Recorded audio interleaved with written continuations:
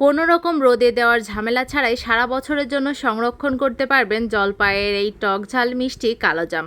অবশ্যই কিন্তু এখন জলপাইয়ের সিজন, অবশ্যই সবাই বাড়িতে এটা ট্রাই করতে পারেন। আশা করি বানাতে যতটাই সহজ, খেতে কিন্তু তার থেকে বেশি মজা লাগে। এখানে আমি 1 কেজি পরিমাণ জলপাই নিয়েছি। সুন্দর করে পরিষ্কার করে ধুয়ে পানি দিয়ে সেদ্ধ করার পরে কিন্তু আমি ডাল ঘুটনি দিয়ে মিহি করে নিয়েছি। এখানে কিন্তু আমি ব্লেন্ডার পাটা কোনোটাই ইউজ করিনি, সম্পূর্ণ ডাল ঘুটনি দিয়ে সুন্দরভাবে মিহি করে নেওয়ার পরে কিন্তু আমি অল্প পরিমাণ সরিষার তেল আর পরিমাণ মতো চিনি দিয়ে সুন্দরভাবে চিনিটা না গলে আসা পর্যন্ত মিডিয়াম টু লো হিটে দিয়ে ভালো করে গলিয়ে নেব।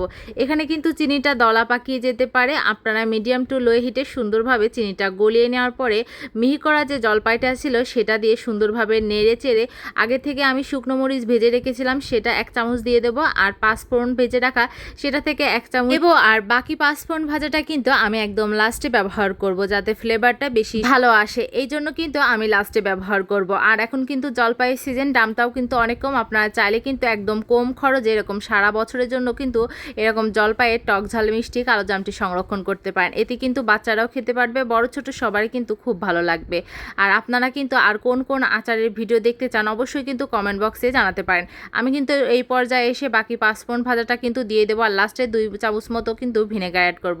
অবশ্যই সব আচারে কিন্তু ভিনেগার অ্যাড করার চেষ্টা করবেন। ভিনেগার দিলে কিন্তু আচারের টেস্ট, স্বাদ সব কিছু চেঞ্জ হয়ে যায়। আমার কাছে তো মনে হয় চেঞ্জ হয়, আপনাদের কাছে কেমন লাগে অবশ্যই কিন্তু কমেন্ট বক্সে জানাবেন। আর এটা কিন্তু খেতে একদম দেখতে কালো জামের মতো লাগে, খেতেও কিন্তু একদম অনেক টেস্ট হয়। আমার বাচ্চা তো এটা খুবই পছন্দ করে, আর বড় ছোট সবারই কিন্তু এটা মুখে লেগে থাকার মতো একটা রেসিপি।